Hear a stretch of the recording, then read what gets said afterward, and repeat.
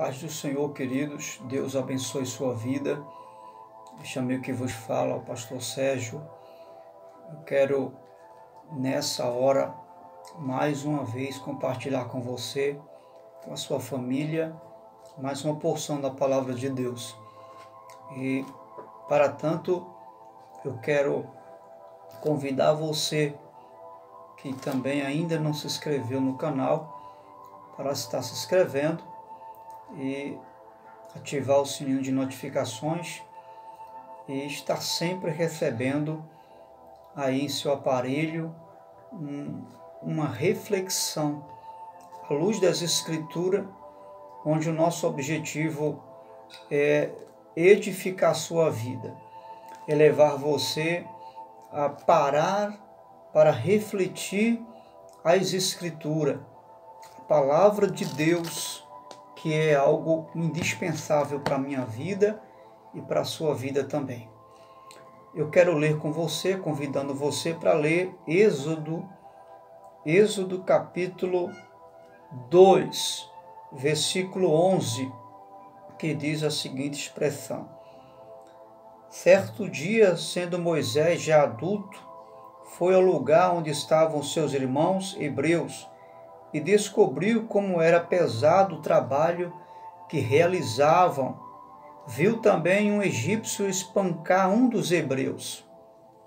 Correu o olhar por todos os lados e, não vendo ninguém, matou o egípcio e escondeu na areia. Você pode dizer amém? Muito bem, eu quero orar com você. O título dessa reflexão que estaremos abordando chama-se Não viva em função da vigilância dos homens. Vou repetir. O título da reflexão é Não viva em função da vigilância dos homens. Nós vamos orar e após, debaixo da direção do Espírito Santo, vamos estar falando e tratando algo sobre esse tema. Pai querido e amado, uma alegria em nosso coração de poder saber que o Senhor sempre nos ouve quando oramos, reconhecendo a nossa fraqueza e o quanto dependemos do Senhor. Pedimos a Tua bênção. Eu rogo a Tua bênção para os ouvintes que estarão ouvindo a Tua palavra. Abençoe, Senhor, e que em toda essa palavra nós possamos ser edificados, abençoados, para a glória e para o louvor do Seu santo nome. Você que crê, diga amém. Deus te abençoe. Nós, à luz do texto que nós lemos, nós vamos estar tratando de alguns comportamentos que nós temos, todos nós, porque essa atitude que Moisés teve, não é? De olhar para um lado, para o outro, e depois de perceber que não havia ninguém lhe observando, ele tomou uma atitude. Essa atitude ela é extensiva a todas as pessoas. Infelizmente, é algo que não podemos negar, embora não é algo aprovado por Deus, não é uma atitude que está respaldada no caráter de um filho e uma filha de Deus. E eu pergunto a você e a mim, é possível ter desvios de conduta? Sim ou não? Sim, infelizmente é possível ter os desvios de conduta.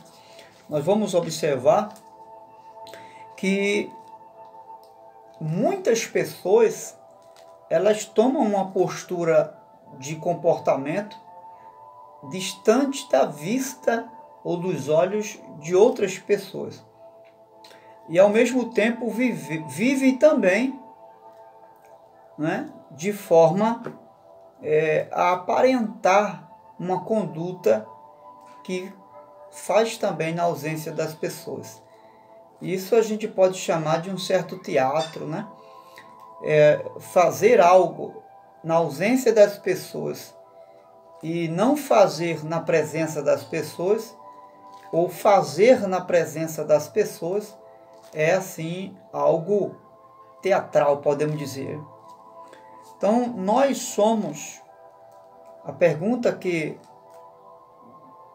fala aqui nesse momento para mim e para você, é quem é que nós somos na ausência das pessoas? Quem sou eu na sua ausência? E quem é você na minha ausência? Não é? Quem é você que fala comigo na minha presença? E quem é você e eu que fala na nossa ausência? Não é verdade? As Escrituras é extraordinária, algo lindo que eu encontro, que nós encontramos, é que ela não vai esconder desses homens de Deus, de muitos homens de Deus, à luz do que já lemos, exemplo de Moisés, de Elias, e a própria Escritura em Tiago 1,17 vai dizer que eram homens semelhantes a nós, sujeitos às mesmas paixões, ou seja, sentimentos, mas que foram homens usados por Deus, mas que precisaram ser trabalhados pelo próprio Deus que lhes usou. Essa é a realidade da nossa vida hoje. Nós queremos ser usados por Deus, desejamos ser usados por Deus, mas precisamos ser trabalhados por Deus antes dele mesmo nos usar. Tem algo que você precisa ser trabalhado por Deus antes de Deus usar você? Olha, particularmente eu tenho e muito. Então eu preciso que Deus trabalhe muito, em muitas áreas na minha vida, para que eu possa ser usado por Ele. A leitura que nós fizemos está em Êxodo capítulo 11, versículo 15, até o versículo 15. Então observe a seguinte frase: correu e olhou para um lado e para o outro. Moisés, correndo para defender o hebreu, olhou para um lado, olhou para o outro, e vendo que não, observando que não viu ninguém, ou seja, não tinha nenhuma testemunha, foi e matou o egípcio. Que coisa, né? Então a pergunta é: por qual motivo Moisés olhou para um lado e olhou para o outro? Qual foi a razão dele olhar para um lado e olhar para o outro para depois tomar uma iniciativa? Qual a sua opinião? Qual foi o motivo? Na verdade, o motivo foi ver se tinha testemunhas para não acusar ele da morte ou de algo que ele fez naquele momento. Então, com certeza, foi para ver se tinha testemunhas ali ou não. Não é? Que se tivesse testemunhas, ele ia ser pego no fragla, não é verdade? O flagrante, né? Então ele olhou para um lado, olhou para o outro, para depois tomar aquela atitude. Ou seja, naquele momento, ter ou não um público diante de Moisés determinou o seu comportamento ali. Ele dependia que não tivesse ninguém para tomar aquela atitude. Será que isso acontece comigo e com você? Será que eu e você dependemos de olhar para um lado, de olhar para o outro, para tomar algumas decisões? Para falar algo? Para fazer alguma coisa? Eu tenho que observar para um lado, olhar para o outro, para ver se não tem ninguém me olhando? Será que essa não é a minha realidade e a sua hoje? Em algumas áreas da nossa vida? Muito importante a gente observar isso. Será que nós não faríamos o mesmo que Moisés? O que você me diz? Você não faria o mesmo? Então, se eu e você não temos coragem, isso aqui é uma observação que a gente vai fazer aqui agora, muito importante. Se eu e você não temos coragem de ver, de fazer ou de falar algo na presença de alguém, não também devemos ter coragem para ver, para fazer ou para falar algo na ausência de alguém. essa mesma valentia, essa mesma ousadia que eu não tenho de fazer, de ver, de falar na presença de alguém, eu também não devo ter na ausência de alguém. Tá certo? Isso é muito importante. O que foi que incentivou Moisés a matar o egípcio? O que foi que deu a ele forças para ele tomar essa atitude que não deveria ter tomado? A falta de testemunha, a falta de pessoas. O texto diz que ele olhou para um lado, ele olhou para o outro e não viu ninguém. Isso agora é minha hora. Esse é o momento. Não tem ninguém. Só que ele se esqueceu de um detalhe. Ele olhou para um lado, olhou para o outro, olhou para frente, olhou para trás, mas esqueceu de olhar para cima. Às vezes somos assim. Olhamos para todos os lados, menos para cima. Qual é a direção do seu olhar quando você vai fazer algo? Na ausência das pessoas. Nunca se esqueça de que quando olhar para um lado e para o outro, e olhar para trás e para frente e não ver ninguém, não esqueça de olhar para cima, porque tem um olho como chama de fogo, olhando para mim e olhando para você. Então a falta de testemunho foi exatamente o que deu forças a Moisés para fazer o que fez. Ele achou que ninguém estava vendo. E o cadáver, depois que ele matou, daquele egípcio, foi enterrado. E ele achou que não ia ser encontrado. Ele achou que o cadáver não ia ser encontrado. Mas mais tarde a narrativa do texto vai dizer que encontraram o corpo do egípcio, soldado egípcio, que Moisés havia enterrado. Então, isso aqui, essa atitude de Moisés tem muito a ver com o caráter da nossa vida. O caráter tem a ver com o que eu faço na presença das pessoas e na ausência delas também. O caráter não está ligado apenas a fazer na frente das pessoas, mas na ausência delas também. Por quê? Porque o que eu vou fazer na presença das pessoas vai gerar em mim uma única coisa: credibilidade. Poxa, fulano está fazendo isso. Poxa, fulano é madeira mesmo, né? Aquela expressão que a gente usa, né? Popular. Fulano é parada mesmo. Fulano é de fazer mesmo. Então, na presença daquela pessoa, o que eu faço, eu vou gerar nela confiança e credibilidade. Só que na ausência dela, o que eu faço que ela não vê, não vai gerar apenas credibilidade, porque, infelizmente, as pessoas só crêem no que vê. Já ouviu esse ditado? Ó, só creio, só te ver fazendo. Enquanto você não fizer, eu não acredito. Já ouviu essa expressão? Eu já ouvi muitas. Então, o que gera na ausência das pessoas o que eu faço? A autoridade. Por que autoridade? Porque nós temos um tribunal chamado consciência. Nós temos um tribunal chamado consciência, e quando eu vou fazer algo na presença de alguém, essa consciência que eu não faço na ausência, a minha consciência me julga. Ela me acusa desse feito, desse realizar que eu estou fazendo na presença dela, que não faço na ausência dela. Relativamente a essa consciência chamada voz da consciência, ela vai me ignorar o que eu estou fazendo na presença dos outros, me colocando na posição de um hipócrita, como um fariseu. A minha própria, não precisa ninguém dizer a você, a sua própria consciência vai falar isso por mim e por você. Veja o que diz Provérbio 22, versículo 1. O que eu faço diante das pessoas é algo importante e é muito bom fazer isso diante das pessoas. Mas veja o que Provérbio diz. Um bom nome vale mais do que muitas riquezas. Porque a intenção de fazer algo na frente das pessoas, para as pessoas verem, é exatamente por causa da nossa reputação.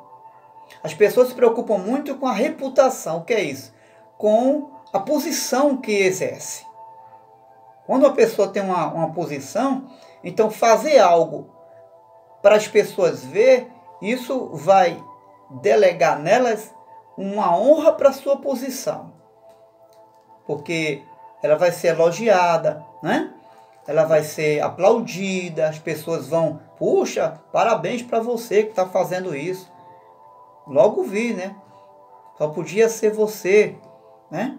Quando as pessoas dizem só podia ser você, porque você galga exerce uma função. Então ela está elogiando porque você faz isso pelo fato de você ter uma função, uma posição. Então logo ela está honrando você. E aí Jesus vai dizer que o nosso galardão já foi ganho. Né? Mas veja, a boa reputação diante das pessoas é importante, É importante sim. Só que é importante você entender, e eu, que a boa reputação, que é um bom nome, ela é uma extensão do nosso caráter. Ela não estabiliza o caráter. Ela não responde o caráter que tem. Ou seja, ela não confirma na sua totalidade o caráter que eu tenho. É uma extensão, ou seja, faz parte de uma vida de caráter que eu tenho e que você também tem. Inclusive, essa foi um dos ais que Jesus censurou em relação aos fariseus. Você vai ver em Mateus capítulo 6, versículo 1. Jesus vai dizer, tenham cuidado de não praticar suas obras de justiça diante dos homens, para não serem vistos por ele, pois não terão recompensa diante do Pai. Os fariseus tinham esse comportamento de fazer as coisas diante dos homens, para serem vistos pelas pessoas, para serem aplaudidos pelas pessoas. Então, eles faziam com essa motivação, para que as pessoas vissem que eles estavam fazendo a vontade de Deus. Eles estavam fazendo o bem. E uma observação importante é que eles só faziam o bem na presença de alguém. Quando eles estavam na ausência das pessoas, se observava que não tinha ninguém para ver o que eles estavam fazendo, eles não faziam. Eles omitiam a justiça de Deus. Esperava chegar uma multidão, esperava estar no meio de muita gente para orar. Lembra daquela observação que Jesus fala sobre o fariseu e o publicano? Que o fariseu levantava a voz alta para todo mundo ouvir e até se justificava diante de Deus, dizia, eu não sou como esse publicano, né? Tentando se ostentar porque orava, porque dizimava, porque dava o dízimo, lembra? Pois é, Jesus estava censurando a forma que ele fazia as coisas para as pessoas verem. Entendeu? Então esse foi o motivo da censura de Jesus. Na verdade, Jesus aqui ele não está falando contra ser visto pelos homens. É muito importante a gente entender isso aqui. Jesus não está repreendendo o fato dos homens, das pessoas, ver o que você faz, ou de fazer algo que as pessoas estão vendo. Não. Jesus está repreendendo o fato das pessoas ostentarem fazer aquilo pelo fato de alguém ver, para as pessoas verem, entendeu? Você vai observar que Jesus diz assim, em Mateus capítulo 5, versículo 16, ele vai dizer, olha, que vocês sejam luz, que vocês possam manifestar as obras de vocês, né? Manifestem as obras de vocês para que, uma vez vocês fazendo isto, os filhos dos homens venham glorificar a Deus. Ou seja, Jesus está dizendo que as obras que nós fazemos, quando são vistas pelas pessoas, as obras de justiça, de misericórdia, de graça, enfim, elas são vistas, quando são vistas pelos homens, são motivos deles glorificarem a Deus. Você vê que Jesus não condena o fato de você fazer algo que os homens vejam. Só que a motivação é que está em pauta aqui. Tá certo? O problema que Jesus censura é que eles faziam para serem vistos pelas pessoas. E para as pessoas julgarem eles como as pessoas de Deus, porque estavam fazendo na vista das pessoas. Tá certo? Essa é a questão em pauta. De fazer, mas não preocupado com o que as pessoas estão vendo. Que as pessoas têm que enxergar e ver que você faz. Não. Fazer com uma única motivação. Para a glória de Deus. Veja o que o apóstolo Paulo fala em Colossenses capítulo 3. Veja isso, ele está com a Bíblia na mão. Olha o que o apóstolo Paulo fala, 13:22 de Colossenses.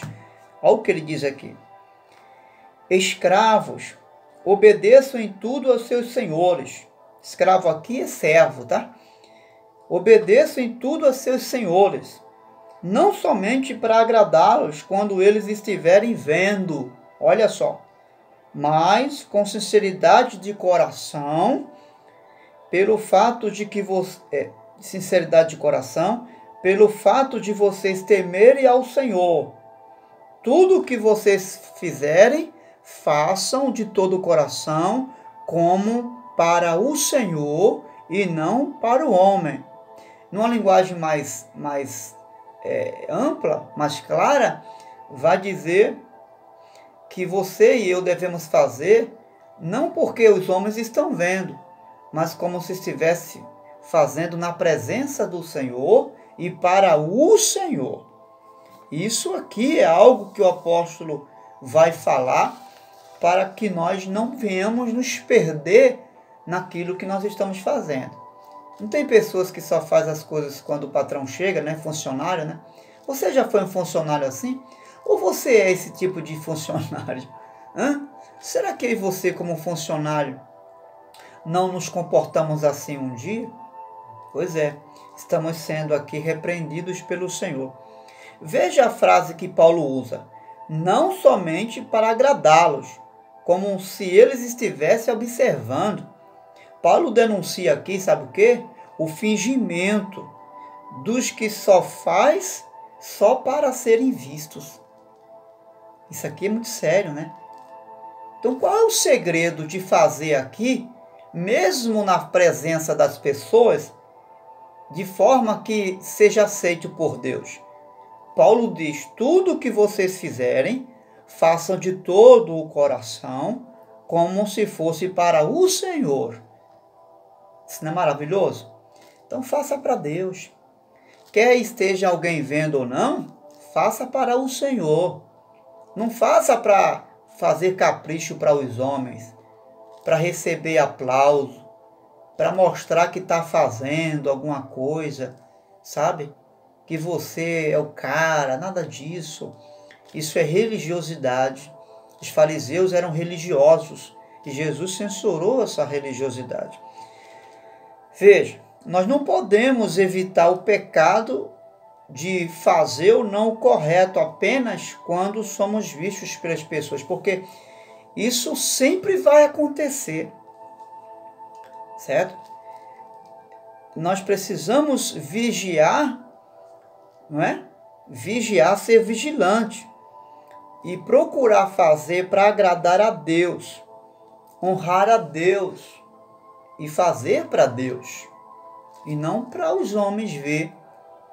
Porque quando a gente faz para os homens, a gente faz de todo jeito.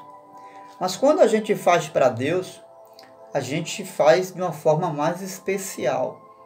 Então não tem que fazer de todo jeito porque você vai fazer para um homem. Faça de uma forma especial, da melhor forma que você puder fazer.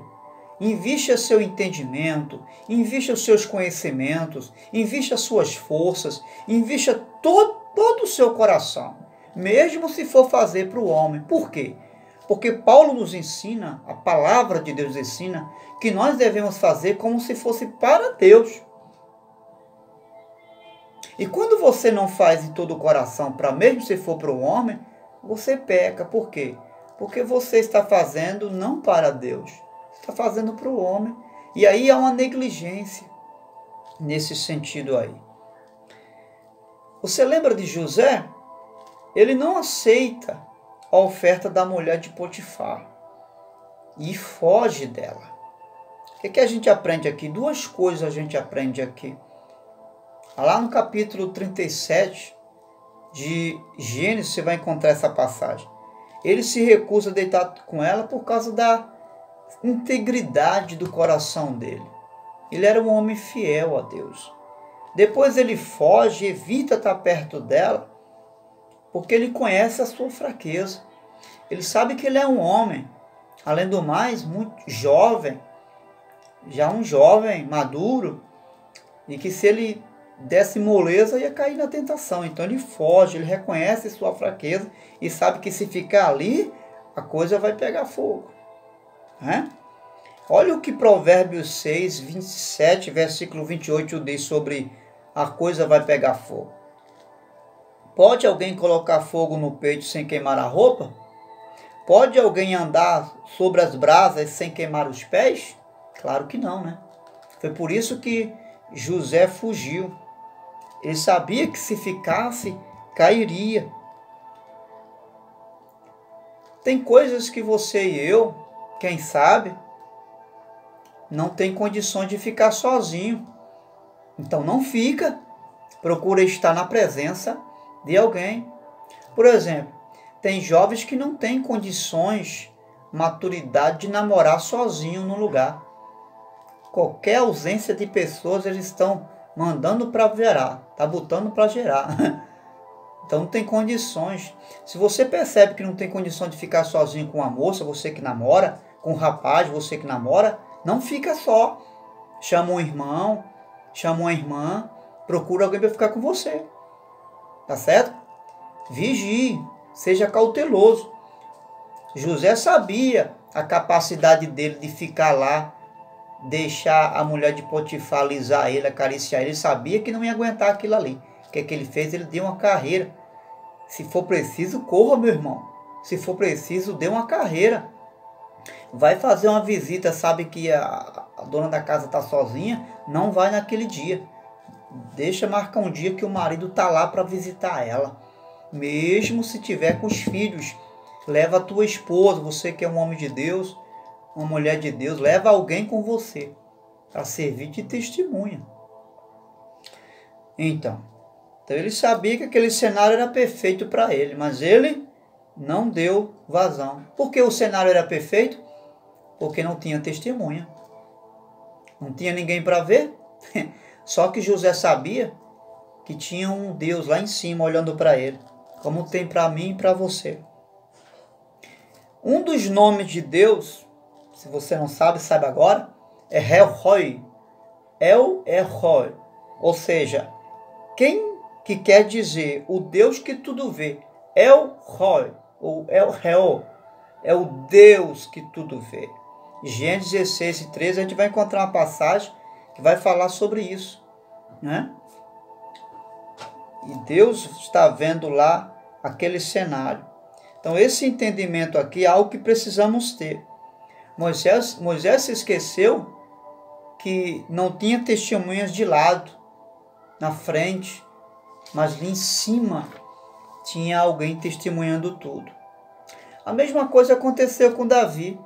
Ele mandou matar Urias, para Urias não ficar sabendo quem era o pai da criança. Mas Deus sabia. Né? Deus sabia.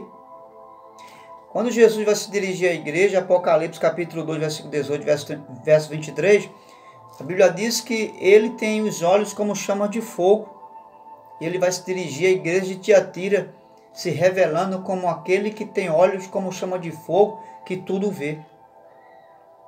Escute uma coisa, eu quero resumir, que eu estou finalizando minha palavra. A questão em pauta aqui, em relação ao Deus que tudo vê e que tudo sabe, que está informado de todas as coisas, a questão aqui em pauta não é apenas o fato de Deus ver e saber das coisas. É o que Deus vai fazer após ver e saber de todas as coisas. Essa é a questão que está em pauta aqui. O que Deus fará com aquilo que Ele está vendo? Isso não teme em você? Isso não gera temor em mim e em você? Em saber que Deus não é apenas o Deus que sabe, que vê, mas que toma atitudes, toma posições sérias em relação àquilo que fazemos, ou até que deixamos de fazer? Porque tem coisas que é para a gente fazer, a gente não faz, a gente peca também. Até naquilo que a gente não faz, quando é uma ordem divina. A Bíblia fala que todos nós daremos conta a Deus do que fazemos ou não fazemos por meio desse corpo aqui. Quero fazer algumas perguntas para mim, para você, para nós. Reflita e guarde em seu coração. Responda para você. O que passa pela sua mente todos os dias? O que passa não é a questão. O que é que está aí na mente, na minha e na sua mente todos os dias? O que você e eu estamos olhando todos os dias? Onde você está colocando suas mãos? O que falamos ou ouvindo, ou o que estamos ouvindo, ou deixando de ouvir? Para onde estão indo os nossos pés? Ou para onde os nossos pés estão nos levando? Em Jó capítulo 34, versículo 31, diz: os olhos de Deus estão sobre os caminhos do homem e vê todos os seus passos. Um outro texto de Provérbio 15, versículo 3, vai dizer: os olhos do Senhor estão em todo lugar, contemplando os maus e os bons. Tudo será um dia julgado. Não se engane, que eu não me engane. 1 Timóteo capítulo 5, versículo 24 vai dizer: os pecados de alguns homens são notórios e os levam a juízo, ao passo que os de outros só mais tarde se manifestam. Tem uma pergunta aqui que eu fiquei matutando. Por que os juízos de alguns não são agora e de outros são depois? Eu quero crer que pelo fato de alguns não serem julgados agora, é o fato de Deus estar esperando que eles se arrependam. Então o fato de você, quem sabe, de nós cometermos alguns deslizes, fazermos algumas coisas que não devemos fazer na ausência das pessoas, e que não estamos sendo julgados por isso ainda, é Deus dando tempo para mim, para você e para mim, de nos arrependermos. É Deus dando tempo. Então vamos ver isso aí? Vamos refletir sobre isso? Fazer uma retrospectiva? Deus, Ele dá oportunidade a mim, dá oportunidade a você, para que eu e você possamos nos arrepender. É isso que Deus está dando. Em Apocalipse, capítulo 2, versículo 21 ao verso 23, quando Deus vai falar de Jezabel, uma mulher que estava em uma das igrejas da Ásia, e não me falha a memória, na igreja de Tiatira, Deus diz: dê-lhe tempo para que se arrependesse. Ou seja, Deus não havia julgado ainda essa mulher que estava fazendo e tendo um comportamento de bruxaria, de feitiçaria, porque Ele estava dando tempo para ela se arrepender e ser perdoada por Deus. Esse é o tempo de arrependimento. Esta é a hora de nos arrependermos. Se arrepender de quê, pastor? Se eu já sou cristão, veja lá. Veja como é que está sendo o seu, o meu, o nosso comportamento na ausência das pessoas. Quem você é? Quem eu sou na sua ausência? Será que quando eu viro as costas eu não falo algo que deveria falar na sua frente? Será que quando você vai embora e na minha ausência você fala algo que deveria falar na minha frente? Será que na frente do pastor, na frente da igreja, eu falo uma coisa, você fala algo que não fala na ausência? Será que na ausência da família, dos filhos, da esposa, da igreja, do pastor? Será que eu estou fazendo algo que não faço na presença deles? Pense nisso. E se isso está acontecendo, vamos nos corrigir, porque é tempo de nos corrigir diante do Senhor. Ore comigo, peça a ajuda de Deus. Deus, em nome de Jesus, eu, tua igreja, teu povo, e ainda que essa pessoa não seja evangélica, mas ela agora pede a tua ajuda. Nós não queremos viver como se não estivesse vivendo diante de ti. Ajuda-nos a fazer conforme na tua presença. Queremos ter um caráter definido, um caráter completo, pleno, de não só realizar as obras na presença das pessoas, mas na ausência das pessoas, nós sermos uma só pessoa. Ó Espírito Santo, vem fazer isto hoje, aqui, agora, em meu coração, no coração do teu povo, da tua igreja, e nos ajude a viver essa integridade que José viveu, a viver essa postura que o apóstolo Paulo nos ensina a viver, servindo e vivendo na presença do Senhor Jesus. Digo amém. Deus te abençoe e dê a você e a mim, a nós, a graça de vivermos na presença de Deus. Deus te abençoe, em nome de Jesus.